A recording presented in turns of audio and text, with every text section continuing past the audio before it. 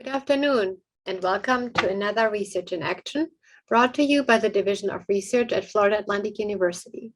My name is Karen Scapinato. I will be today's moderator. Now, research takes on a good number of different forms. You may be more familiar with research now that we are coming out of a pandemic where vaccines are created through research. What you may not know is that there are many other forms of research that are ongoing at our university, and that's where we created Research in Action. So today's research will be focused on videos. And Dr. Harry Kalva, today's presenter, is a professor in the Department of Electrical Engineering and Computer Science at Florida Atlantic University. And he is a renowned expert in visual computing with focus on compression, communication, and analytics. He also is the founder of a tech company, VideoPura, which is a video streaming tech startup. He has published many peer-reviewed articles and also holds several patents. He received his Ph.D. in electrical engineering from Columbia University and his master's degree in computer engineering from FAU. With that, I'm just going to turn it over to Dr. Kalva so he can tell us all about videos. Okay, thank you, Karen. Thank you. Okay, let me share my screen here. Okay, thank you, Karen. Good morning, all. Today, I'm going to talk about video-related research we are doing at FAU, right?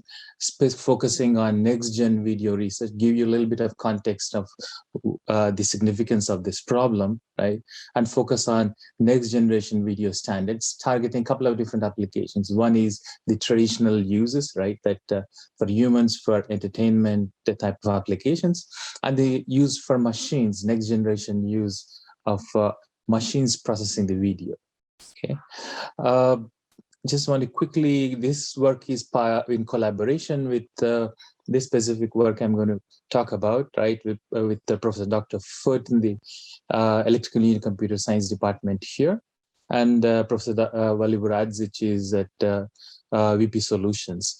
I have three excellent graduate students working on this problem with me, Elena Kraus, Ashen Per, and Mohammad Imran Iman. Okay, so as you know, without our top quality graduate students, you know, that they are core of our research, and I'm happy to have them on the team. Okay, so let's give a little bit of a context, right?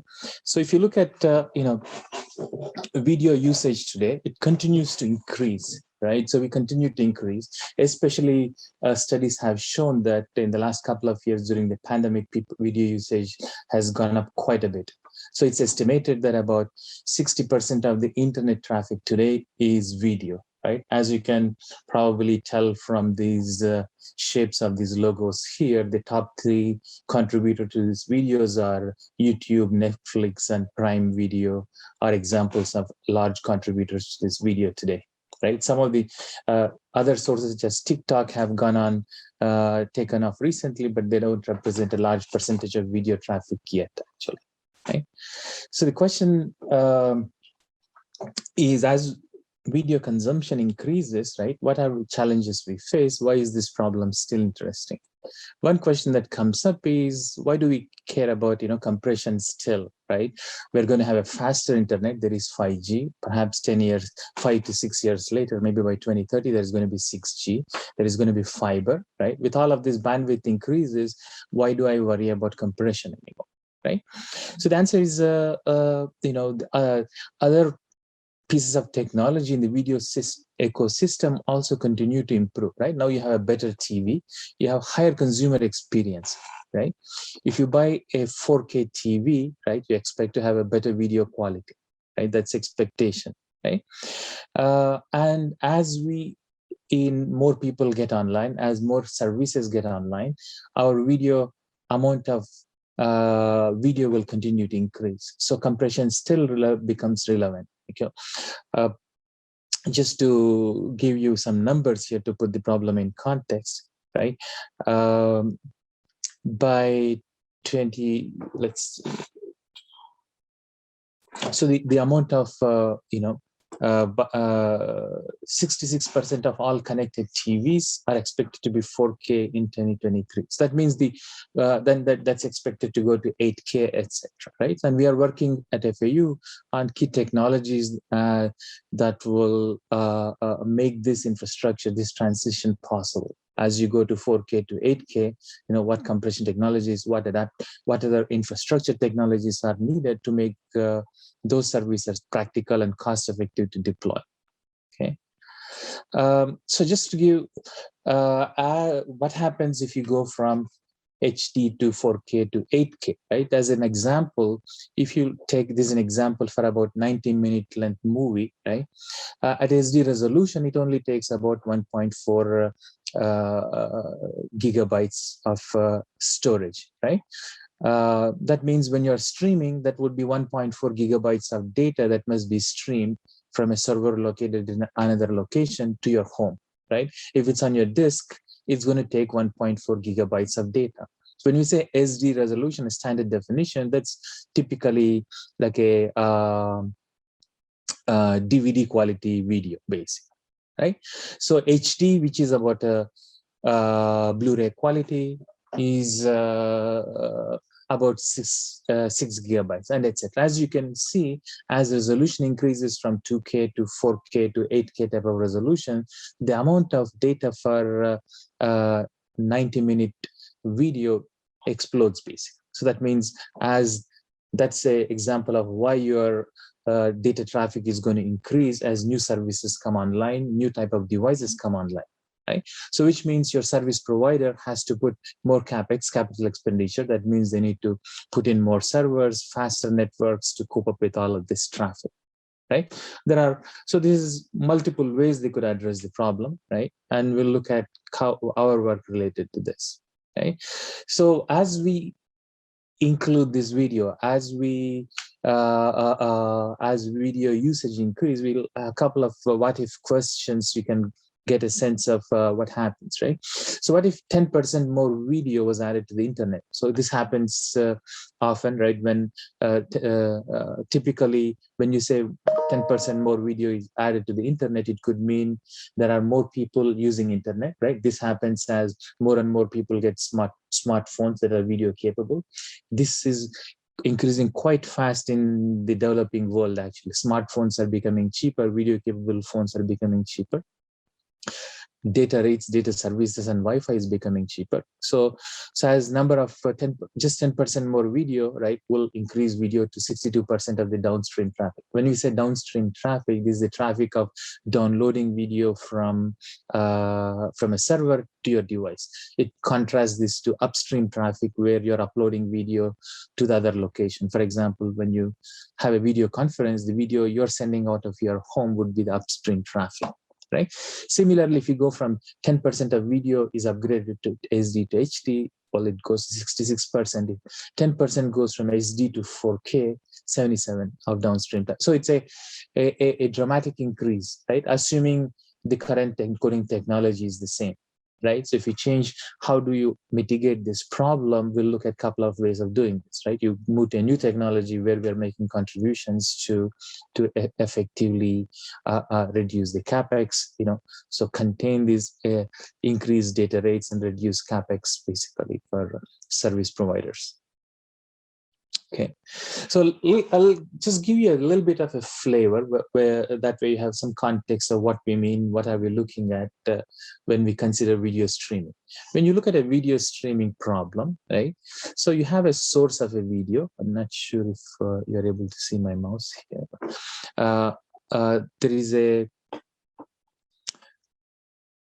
There is a camera source, right, where you're capturing a video. This video is, it could be your dedicated camera, your cell phone, where you're recording a video, etc. This video gets compressed, right? That, in your phone, the compression may be happening as you record it, right, with some delay, or in some cases, in case of movies and other production environment, video gets processed before it's compressed. This compressed video gets uploaded to a video service, YouTube, Netflix, etc., right? And then distributed over this network to consumers. Consumer video is distributed video, gets to the receiver, on the receiver, this is decompressed or decoded, right? And that is displayed basically.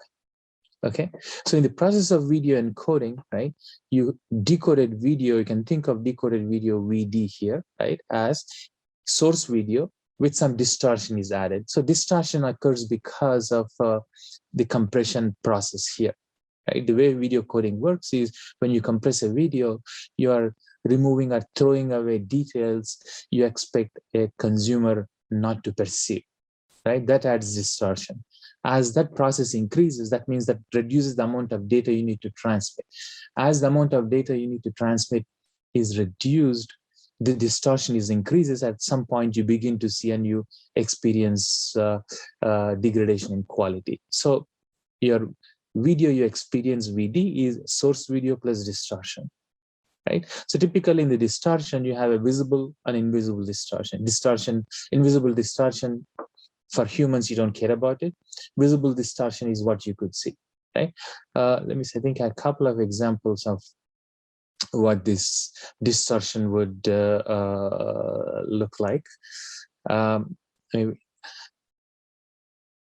So when you maximize the quality, right, you want to reduce the distortion. You can do this by a couple of different ways, right? One is you increase the bitrate, right? That means you spend more data. Well, that increases the data cost. Maybe that may not be effective all the time, right? In some cases, you will see some service providers, what they do is that if you subscribe for a paid or a premium cable, you would use a higher bitrate, higher quality video. Video you watch on your basic cable typically uses lower bitrate and lower quality, right? You'll be able to tell a HBO subscription versus a TBS subscription in terms of quality, for example. New encoder algorithm, you can move to, you can improve how you compress video, right, without changing the core technology on your receiver. That's perceptually optimized video that can also improve the quality. Or you can move to compression, new technologies, new video standards, and each of them will have pluses and minuses. And at FAU, we are working on all of these research problems, right, to improve quality while keeping your distortion low, right, and bandwidth cost low, right? So when you look at video, quality varies with content, right?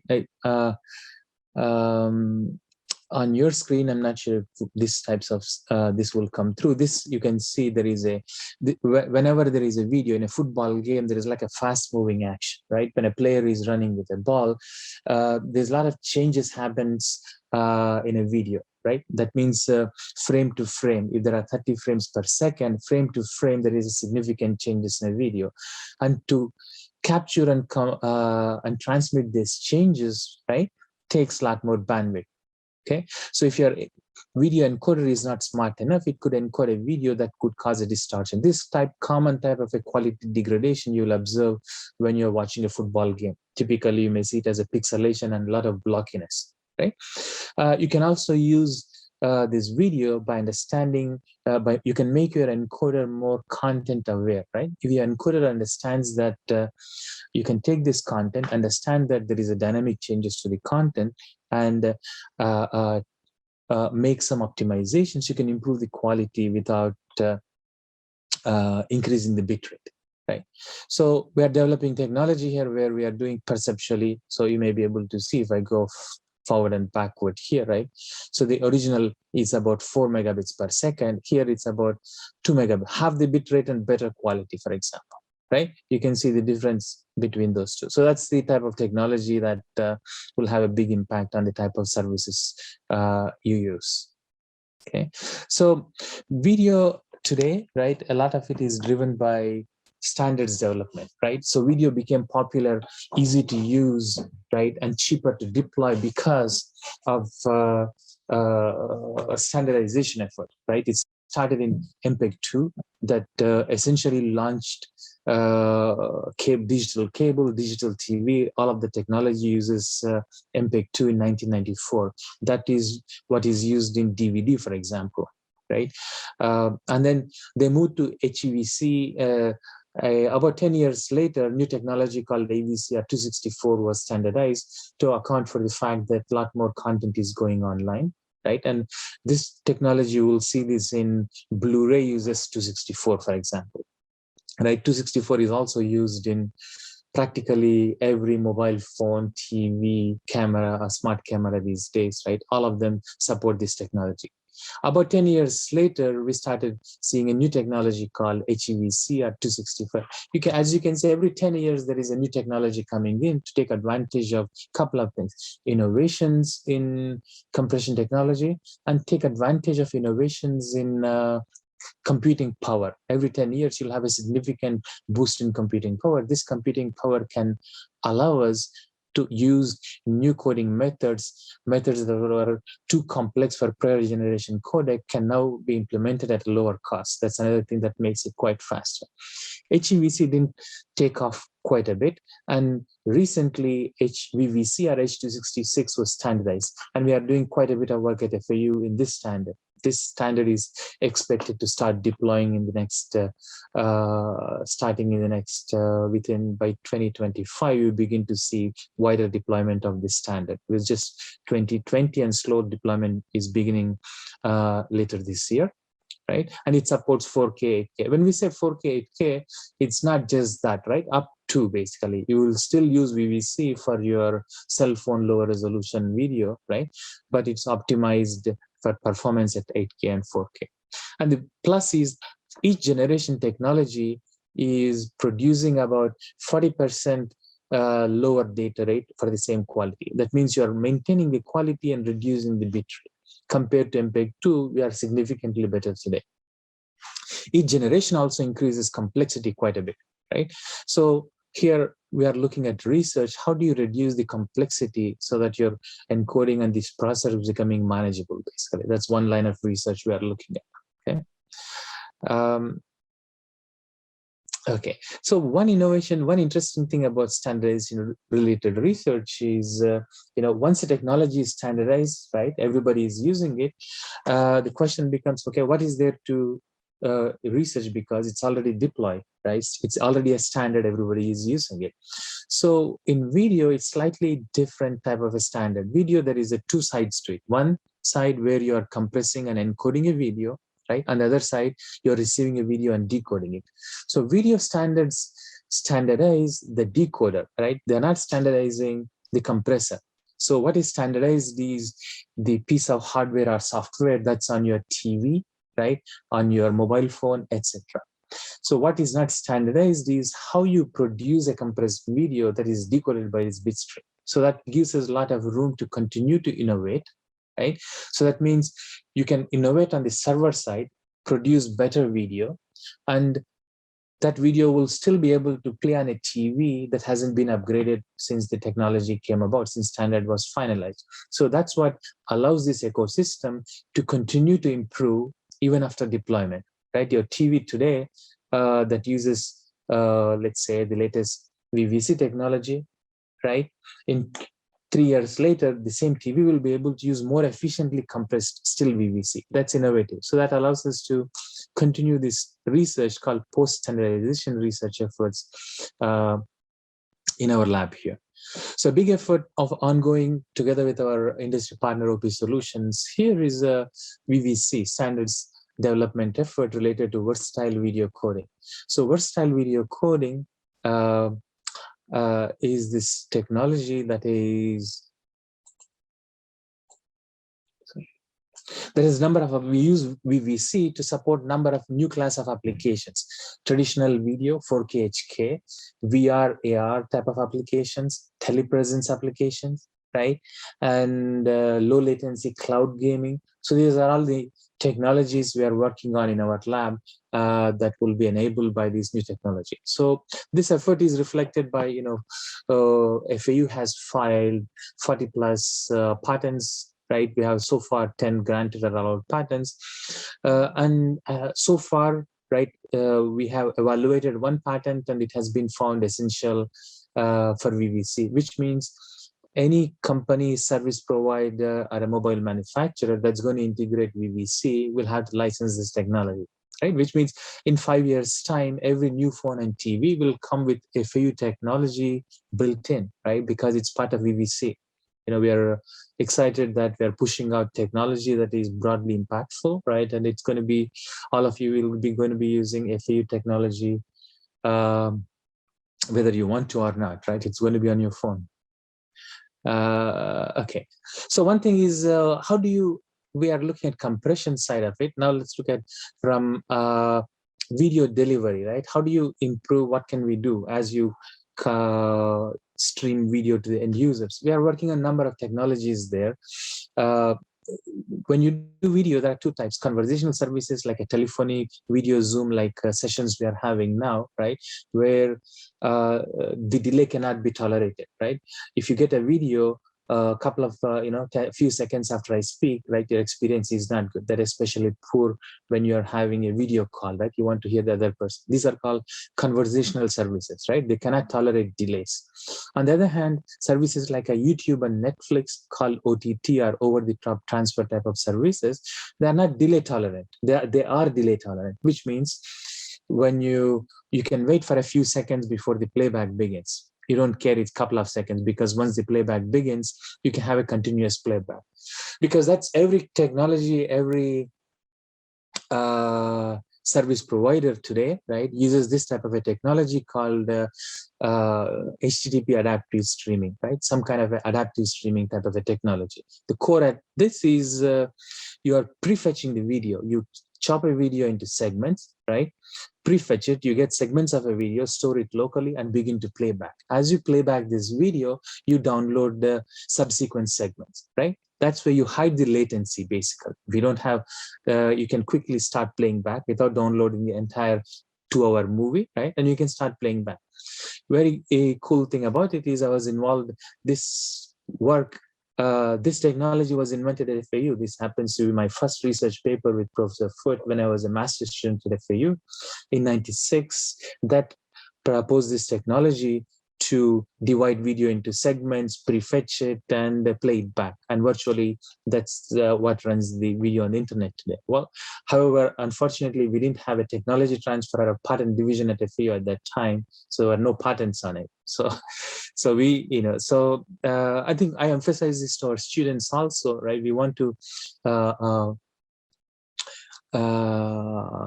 pay attention to the innovations we make, and sort of be aware of what's going on in the world, right? And try to appreciate your innovation and identify it. So now any IP related modules are very core of our some of the courses we teach. Every student here knows about IP. Every engineering student, right, what is involved in patents, and we want to make sure our students are appreciative of that. Let's see. So another thing that comes up is on the decoder side, right? I'm just moving along the chain here, right? Once you start video, one interesting thing we are looking at is green video coding, right? As this amount of video moves in the network, the question becomes, well, okay, so what is there a carbon cost to it? What is the carbon footprint? Just especially when video is expected to be 70 to 80% of the internet traffic, how big is an impact does it have on the carbon footprint?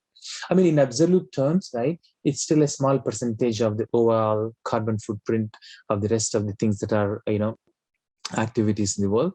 But just to give you a flavor of what it is and how our work is relevant, right? So whenever you stream video, right, you go from a server, right, from your camera, it goes to a video server, and then content delivery network. Content delivery network will have multiple servers that may replicate this video, and it goes through multiple networks and servers before it reaches your end device. On an end device, it is decoded and played back. So it's roughly estimated that for every 1 bit of video streamed to a user, about 5 bits are transferred within the data centers. That means multiple copies are made for caching purpose, number of other purposes, right? So based on all of that, so it's estimated based on transmission costs, based on encoding costs, playback costs, etc., about 36 grams of CO2 per hour of video played. And there is a variation of that depending on the type of TV to use. If you use an older generation TV, it consumes more power than decoding. Decoding itself will be a smaller percentage. A large percentage, I would say, would be a older generation TV, right? Smarter, newer displays will have a lower energy consumption and smaller footprint. So 36 grams of CO2 per hour of video. So, well, is that relevant? right? How big is that, right? So I just looked up at some numbers to put that in context, right? So about 198 billion minutes of streaming video was played per week in January 2022 in the US alone. So they were speculating some of this is because of all the exciting NFL football playoffs we had, right? That related a lot more audience as well. So 198 billion, that's a lot of minutes per week, right? So on EPA numbers, when I looked up, it gives you about 404 grams of CO2 per mile, right, of emissions, average vehicle in the US, passenger vehicle in the US, right?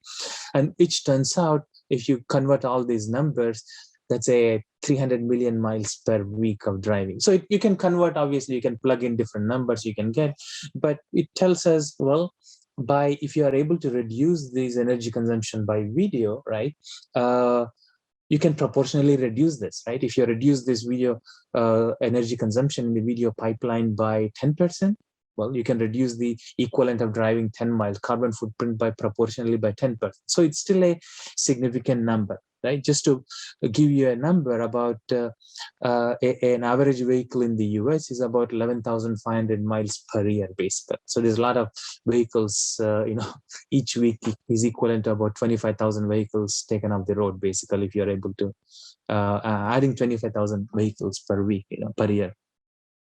So in green coding, right, our work, we are trying to minimize the bit rate, right? Because if you reduce the bit rate, amount of data transfer reduces, right? That will overall reduce the carbon footprint as well. And we also developing methods to reduce decoder energy. That means we look at a compression algorithm, right? And we'll see, well, where is this going to be deployed? So depending on target processor architecture, it turns out there are certain ways of compression, right, that can reduce the energy consumption on the decoder because of cost of memory accesses is the biggest reason, right? If you improve the cache efficiency and reduce the cost, you can reduce the energy consumption as well. That's one line of work we're looking at. And other ways, adaptively adjusting the resolution, right, based on the end user's context. If the end user is using a smaller display, it doesn't make sense to send a 4K video to the end user, right, if you can't you cannot tell the difference on your device. So by developing these collective methods, right, we can have streaming architectures that can have an impactful reduction in carbon as well. Okay. Okay, so let's continue. I have a couple of more topics I will present quickly, and then we can go to Q&A. So as we go from this consumption of video, I'll talk a little bit about our work related to video that is used for machine consumption, right? So a lot of video is used today, right? Is used for video analytics. Video can be employed to do a lot of interesting things. If you look at a video, one way we abstract a video camera is camera plus analytics will make it sort of a multifunction sensor. You can have a camera and use analytics algorithm that can tell you, let's say, in a retail application, it can count number of customers walking by a certain aisle. It can do people counting. It can do traffic monitoring, right? For example, Florida DOT monitors traffic on a highway using camera systems. So all of that can be automated. So you can do a lot of analytics. So tasks such as detecting, counting, identifying, classifying, right? Humans, objects, and a lot of their actions. Especially in the last I would say last 5 years, is a significant innovations in deep learning and machine learning that is making possible more sophisticated and easy to use technologies to perform these detections based on a video, right? So as amount of video increases, right, a lot of interesting applications also increase. But one way to do this would be traditional way that mostly done today, right? You have all these cameras that are capturing video, right? They are transmitted to the server. On the server, you process it, you perform some analytics on it and some decisions. right? So you can see the cameras are deployed everywhere, right? Well, obviously the cities and government organizations, right? Security organizations deploy cameras for monitoring and security purposes, right? And I would say still security and surveillance is one of the largest applications, right? Police and security personnel have body-worn cameras, and more, a lot of us are deploying ring cameras or doorbell cameras that record a video as well, right? So all of these cameras are recording video, and not to mention, all of the for consumer videos, we still continue to record video on our cell phones, upload to YouTube, etc. But all these video that is collected by monitoring devices, industrial applications, right? All of this is today going to the cloud for processing, right? And with some basic analytics here. So this type of architecture, it becomes hard to process because there is a million cameras here. Now you need to have a server infrastructure that needs to process these millions of a video from these millions of cameras, right? And then perform decisions, etc. And especially if you want to see correlate actions and behaviors happening across cameras, right? That is even more computation across all of these cameras, right? So we're working on new class of applications, right? Where this area of research is called video coding for machines, right? So we have these millions of cameras deployed, but we don't have enough eyes to watch. That means we don't have enough people to watch these videos, right? So more likely than not, right, 99% or 99.9, a very large percentage of this video is going to be processed by a machine, right? When it's processed by a machine, and all of this video to transmit them for a cloud for processing takes a lot of bandwidth. So we need to come up with better ways of processing this video, right? So when video is processed by the machine, there is an interesting question, right? So what kind of video do cameras need, right? Do these machines need? Do they need a 4K video, right? Well, it may depend on what is the machine doing, right? If a machine is receiving a video to process it and distribute the video for other users to watch for a video conferencing, right? Well, it may need it, right?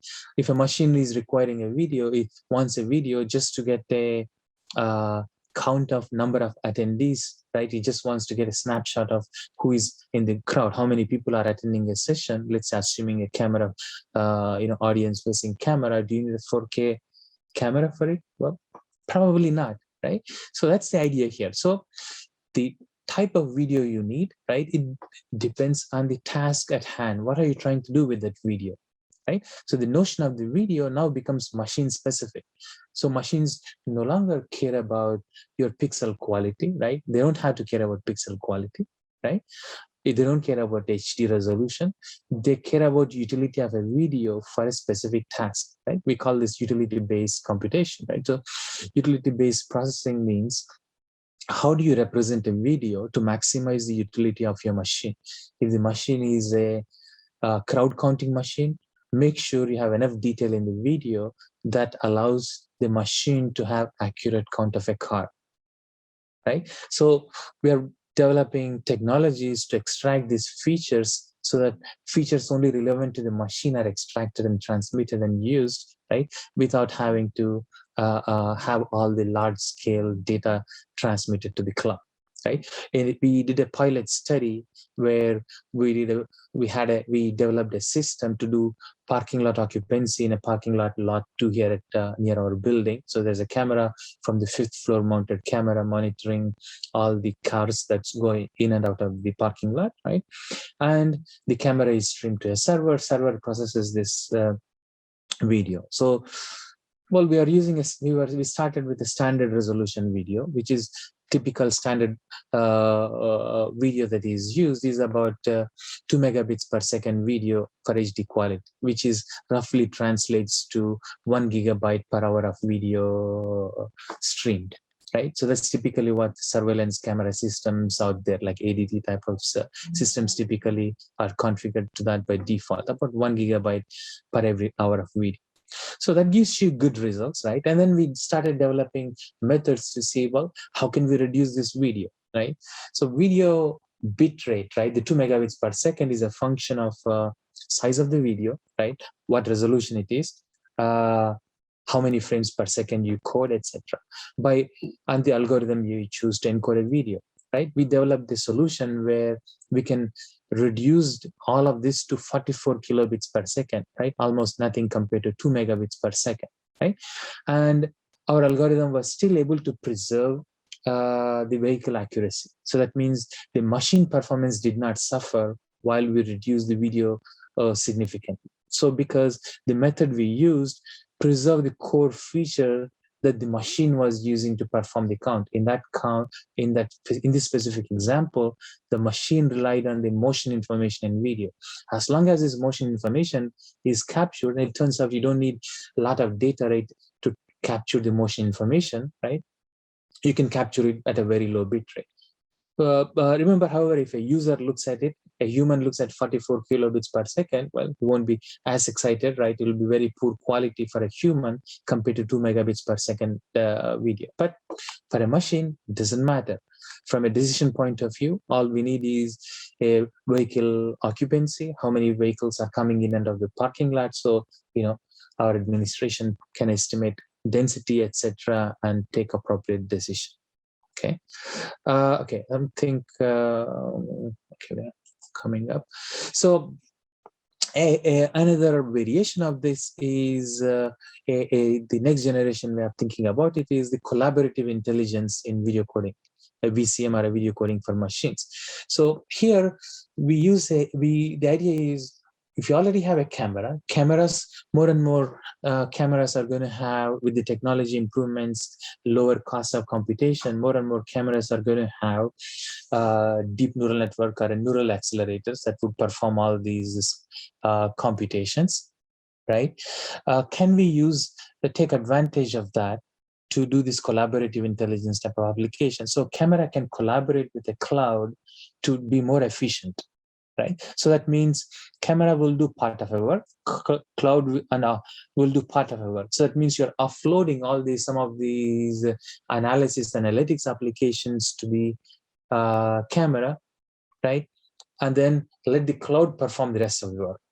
All right. The interesting challenge here is, well, what type of work should camera do, right? So it essentially boils down to what we refer to as extracting certain class of features from these at the camera, so that the rest of the process that is running in the cloud can use these features, right, to perform certain tasks.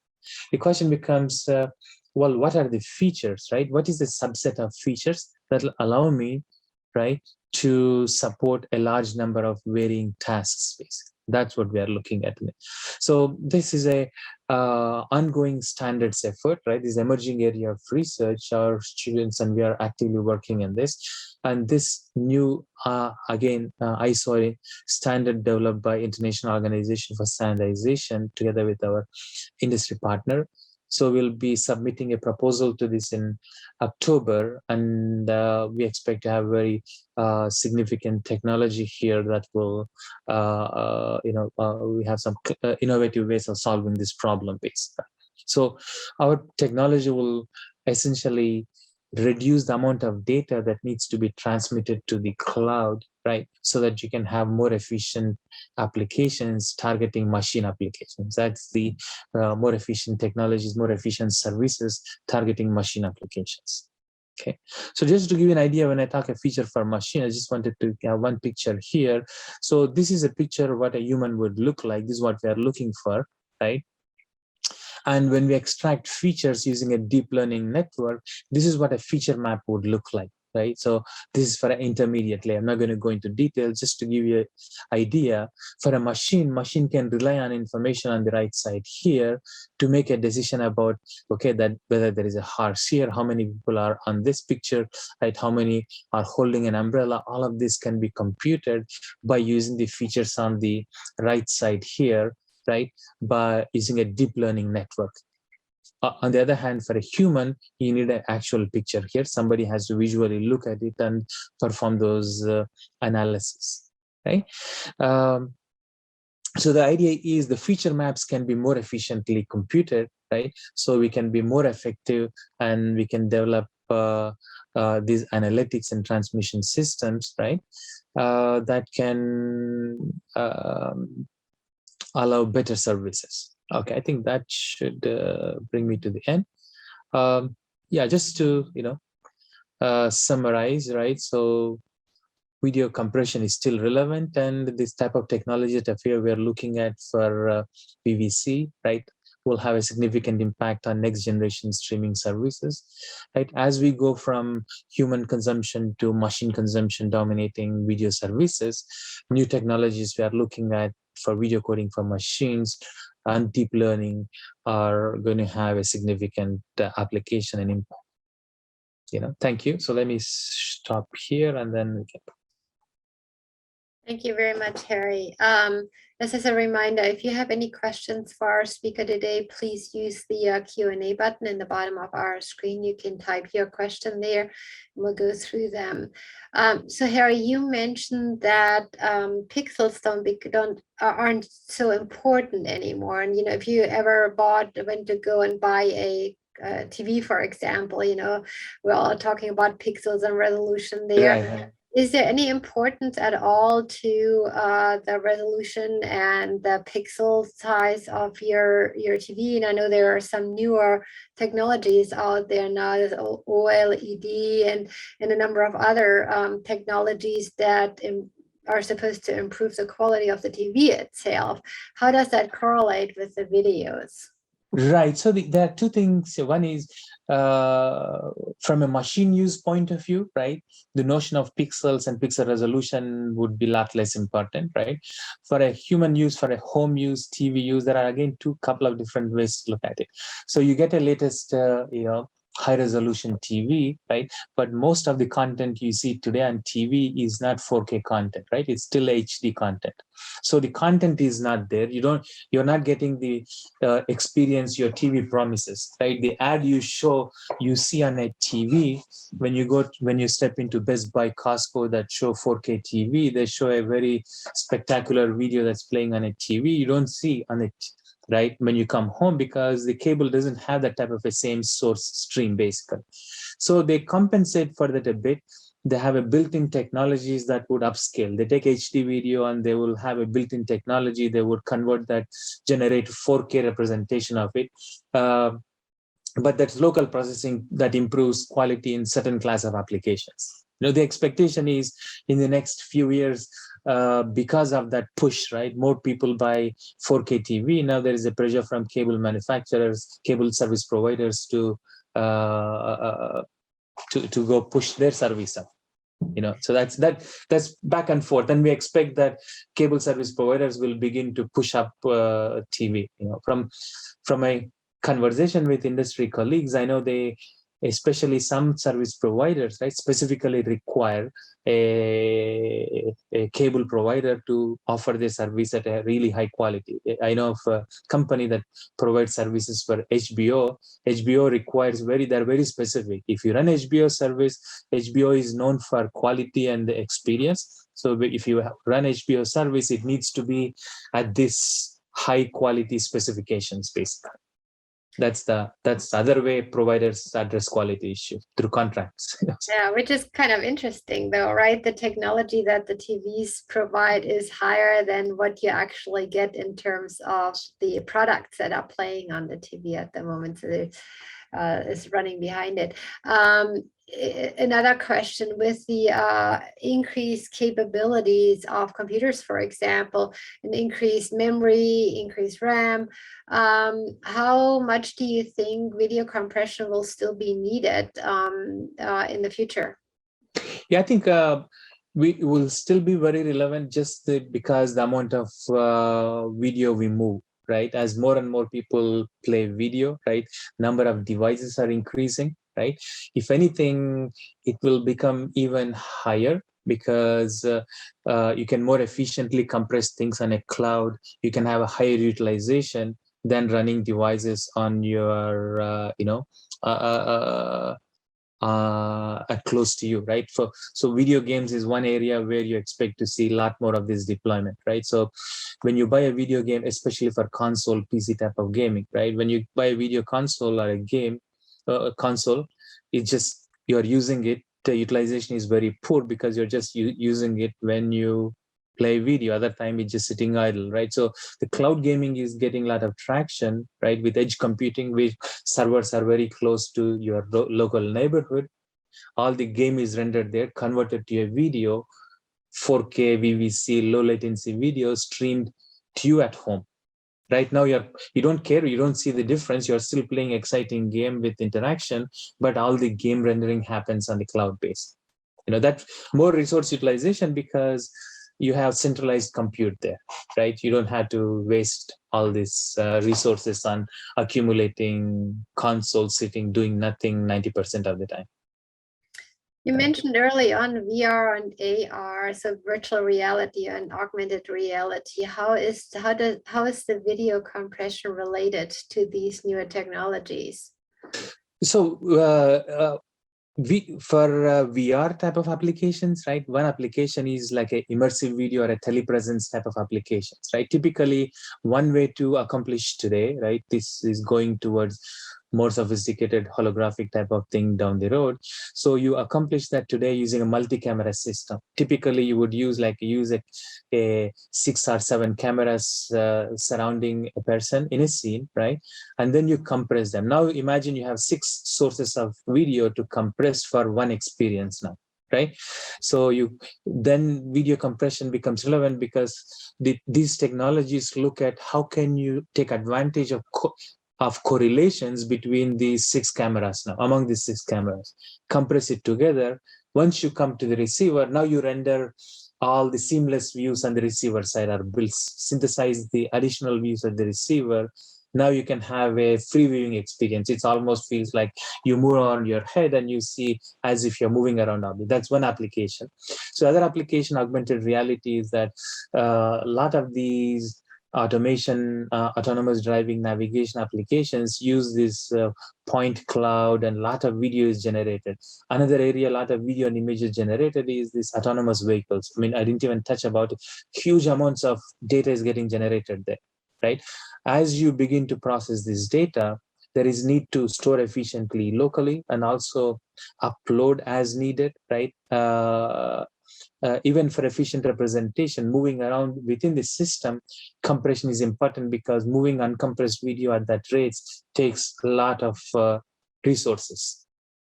Even in-memory representation takes a lot of resources. Yeah, very interesting. Okay, a couple of questions here from our audience. Do these newer technologies for video compression that you mentioned, will they result in cost efficiency for the services that are offered?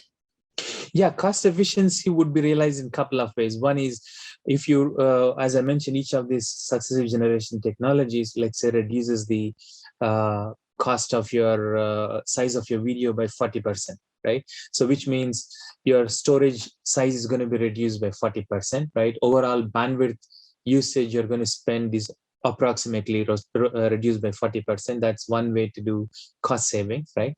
From a consumer point of view, usually they're rolled into new generation. They may not necessarily see an additional cost of this new technology. Typically, it's rolled into when next generation Samsung or a next generation Qualcomm platform comes in a cell phone, it would include a new video VVC chip.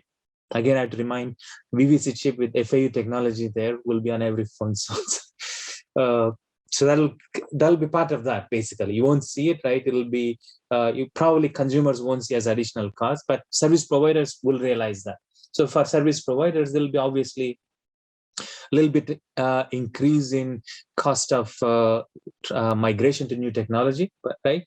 But this is like a one-time cost, because for video, all of these are encode once and play 1 million times on YouTube type of technologies. So okay. Great. Okay, is buffering not an issue for the newer video technologies?